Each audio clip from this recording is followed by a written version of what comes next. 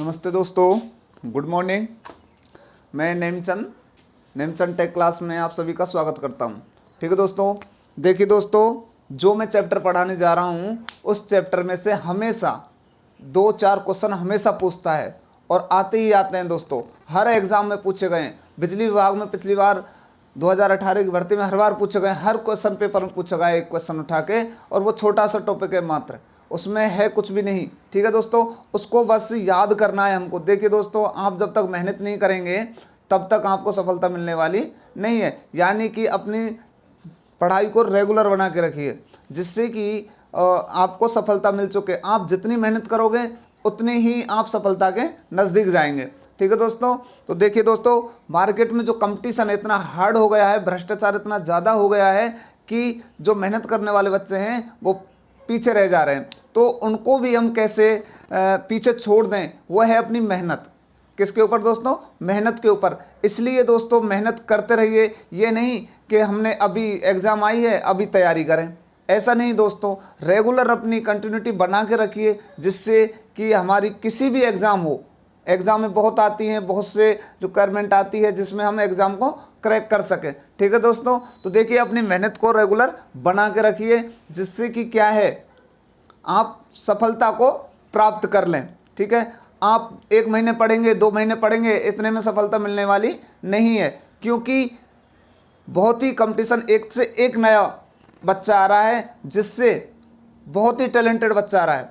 ठीक है दोस्तों, जिससे कंपटीशन बहुत ही हार्ड होता जा रहा है। इसलिए दोस्तों आप रेगुलर तैयारी कीजिए, आप मेहनत करेंगे, एक बार मन लगा के ढंग से तैयारी कर लीजिए और इधर उधर आना जाना, पार्टी फंक्शनों को सबको छोड़ दीजिए। जब आपकी सफलता हाथ लग जाएगी तो ऑटोमेटिकली आपको वो मान सम्मान मिलेगा जो एक बेरोजगार को नहीं मिलता है। ठीक है दोस्तों, तो देखिए हम अपना जो टॉपिक है उसको आगे बढ़ाते हैं। हम पढ़ रहे थे चालक। क्या पढ़ रहे थे दोस्तों? चालक, जिनमें से हम चांदी कर चुके थे, सर्वोत्तम चालक है। ठीक है, और तांबा कर चुके थे, वो 2nd नंबर का चालक है। तीसरा है हमारा एल्युमिनियम। ठीक है दोस्तों, और चौथा था हमारा दोस्तों क्या है उसका नाम, सोना। ये हम 4 पढ़ चुके थे। इनके अलावा भी और भी कुछ कंडक्टर हैं, और भी कुछ कंडक्टर यानी चालक हैं, जिनमें से हमेशा एग्जाम में क्वेश्चन पूछा जाता है। ये कोई ज़रूरी नहीं है कि चांदी को ही पूछे या उसको, ये हमको 8-10 हैं, ये 8-10 की हर प्रॉपर्टी याद रखनी पड़ेगी, जिससे क्या है कि एग्जाम में कोई सा भी क्वेश्चन दे दे वो हम उसको हल कर सकें। और एक थ्योरेटिकल है, एक बस मेमोरी में याद रखना है कि इसका ताप गुणांक कितना होता है, इसकी चालकता कितनी होती है, और इसका प्रतिरोधकता कितनी होती है, और मतलब ये किस काम में आता है, किस यूज में आता है। ठीक है दोस्तों, तो देखिए हम अब पढ़ेंगे पीतल यानी ब्रास। देखिए पीतल क्या है, मैंने टाइम को बचाने के लिए पहले ही ये बोर्ड पे लिख दिए हैं। ठीक है दोस्तों, तो देखिए पीतल क्या है। पीतल एक मिश्र धातु है। क्या है? एक मिश्र धातु है। किस किस की? जो है तांबे की और जिंक की। पूछा जाता है दोस्तों पीतल किसकी मिश्र धातु है, तो वो है तांबे की और जिंक की। कितने परसेंट है? तांबा होता है 67% और जिंक होता है 33%, यानी जिंक का मतलब जस्ता। ठीक है दोस्तों, इसकी चालकता चांदी की तुलना में 48% होती है। कितनी होती है दोस्तों? 48%। और पूछ लिया जाए कि चांदी की तुलना में तांबे की कितनी होती है, चांदी की तुलना में तांबे की कितनी होती है, तो वो होती है दोस्तों 90%। ठीक है दोस्तों, देखिए इसकी प्रतिरोधकता 7 × 10⁻⁻6, या 6 और इसमें भ्रमित नहीं होना है, हमको ये पकड़ना है 7 × 10⁻8 हो सकता है और -6 हो सकता है, ओम मीटर होती है। इसका उपयोग देखिए, पीतल एक बहुत ही उपयोगी धातु है, जिसका हम उपयोग टर्मिनल बनाने में करते हैं। विद्युत सहायक जो सामग्री है उनके टर्मिनल बनाने में करते हैं। यह चिंगारियों को सहन कर सकता है, चिंगारी का इसका कोई प्रभाव नहीं पड़ सकता है, इसलिए इसका हम उपयोग स्विच के जो टर्मिनल बने होते हैं उनमें, सॉकेट के टर्मिनलों में, और होल्डर की जो पिनें होती हैं उनमें इसका उपयोग करते हैं। ठीक है दोस्तों, कई बार क्वेश्चन पूछ लिया गया है कि स्विच और उनके स्विच बोर्ड के टर्मिनल किसके बने होते हैं, तो वो बने होते हैं दोस्तों पीतल के। किसके दोस्तों? पीतल के। ठीक है दोस्तों, पीतल हो गया। आयरन, देखिए आयरन भी है एक, ठीक है, लेकिन इसका उपयोग जो करते हैं हम इसका उपयोग हम करते हैं मशीनों के बॉडी बनाने में, पार्ट्स बनाने में, उनके ढांचे बनाने में आदि में इसका हम इस्तेमाल करते हैं। और इसकी प्रतिरोधकता जो होती है वो होती है 10⁻⁻⁶ ओम मीटर होती है। इसकी चालकता तांबे की तुलना में पूछी जाती है, तांबे की तुलना में 8 गुणे कम होती है। यानी तांबा जो होता है वो 8 गुना होता है इससे चालकता के मामले में। ठीक है दोस्तों, इसका ताप गुणांक 0.0069। जिन जिन के मैंने ताप गुणांक लिखाए हैं दोस्तों वो सब क्वेश्चन एग्जाम में पूछे गए हैं। ठीक है दोस्तों, इसका उपयोग देखिए, आयरन का उपयोग टेलीफोन वायर में, टेलीफोन तार में, विद्युत उपकरणों के कवर बनाने में एवं ढांचे बनाने में एवं उनके पार्ट्स बनाने में इसका इस्तेमाल किया जाता है। अब देखिए दोस्तों, एक क्वेश्चन और पूछा जाता है, गैल्वेनाइज्ड आयरन क्या है? यानी गैल्वेनाइज्ड जो आयरन है वो क्या है? शॉर्ट फॉर्म दे देता है GI। क्या देता था दोस्तों? GI। यानी कि GI जो होती है इसकी फुल फॉर्म क्या है? तो GI की फुल फॉर्म होती है हमेशा गैल्वेनाइज्ड आयरन। ठीक है दोस्तों, क्या होती है? Galvanized iron. इसका काम क्या है? इलेक्ट्रिसिटी में इसका काम क्या है? विद्युत इसका काम क्या है? एक जंगरोधी पर, क्या है? एक जंगरोधी है। ये क्या होता है? जंगरोधी। यानी गैल्वेनाइज्ड को हम बनाएंगे कैसे? जब आयरन पे जंग को बचाने से, आयरन को जंग से बचाने के लिए क्या करते हैं हम, उस पर एक जस्ते की परत चढ़ा दी जाती है। क्या चढ़ा दी जाती है दोस्तों? जस्ते की परत, जिससे क्या है उस पर कोई जंग नहीं लगती है। इसीलिए इसका इस्तेमाल ACSR कंडक्टर में, बीच में जो स्टील का तार लगाया जाता है उसमें। ठीक है दोस्तों, और इसका यूज अर्थिंग प्लेट में, किसमें? अर्थिंग प्लेट में, ओवरहेड लाइन में। ठीक है, ओवरहेड लाइन में। स्टे वायर जानते हो आप? जो खंबे के पीछे जो झोंक लगी रहती है, जिसको हम आम भाषाओं में कहते हैं झोंक। क्या बोलते हैं? झोंक। तो उसमें, ठीक है दोस्तों, और स्टे वायर आदि में इसका इस्तेमाल करते हैं। अधिकतर इसका गैल्वेनाइज्ड आयरन ही पूछा जाता है। GI की फुल फॉर्म क्या है? इसका इस्तेमाल क्यों करते हैं? GI बनता कैसे? GI कहते किसे हैं? जब लोहे पर जस्ते की परत चढ़ाना गैल्वेनाइज्ड कहलाता है। यानी कि लोहे को जंग से बचाने के लिए उस पर एक जंगरोधी परत यानी जस्ते की परत चढ़ाई जाती है, जिसे हम क्या कहते हैं? हम गैल्वेनाइज्ड आयरन कहते हैं। ठीक है दोस्तों, अब देखो सीसा का भी बहुत महत्व है। सीसा का भी बहुत महत्व है दोस्तों। इसका जो महत्व है वो क्या होता है? सीसा जो बैटरी है, लेड एसिड बैटरी, उसके टर्मिनल, उसकी जो बनाने में करते हैं, उसके टर्मिनल बनाने में, इसके प्रतिरोधकता,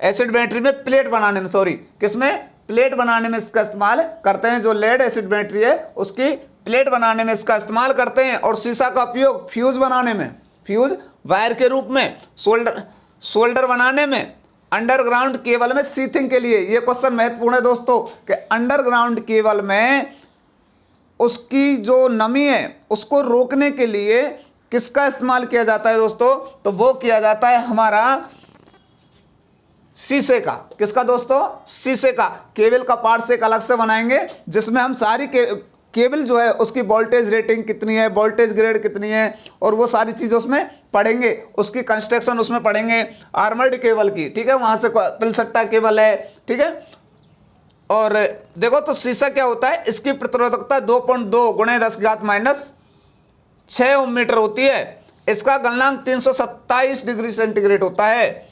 लेड एसिड बैटरी में इसका उपयोग किया जाता है, और कि फ्यूज वायर में और सोल्डर में। सोल्डर और फ्यूज वायर दोनों लेड एवं टिन की मिश्र धातु हैं। ठीक है दोस्तों, लेड एवं टिन की मिश्र धातु हैं। ठीक है, अंडरग्राउंड केबल में सीथिंग को रोकने में, सीथिंग का मतलब है नमी को रोकने में करते हैं। अब देखिए टिन का क्या महत्व है? टिन बोले तो रांगा का मतलब है, तो देखिए इसका उपयोग भी, टिन और रांगा ये दोनों आपस में मिश्र धातु बनाते हैं। क्या बनाते हैं? मिश्र धातु। क्या बनाते हैं दोस्तों? मिश्र धातु बनाते हैं दोनों। ठीक है, यानी कि टिन और शीशा, इनको मिला के अलग अलग अनुपात में सोल्डर बनाया जाता है और फ्यूज वायर बनाए जाते हैं। तो देखिए दोस्तों, इस पर वातावरण का कोई प्रभाव नहीं पड़ता है। किस पे? टिन पे।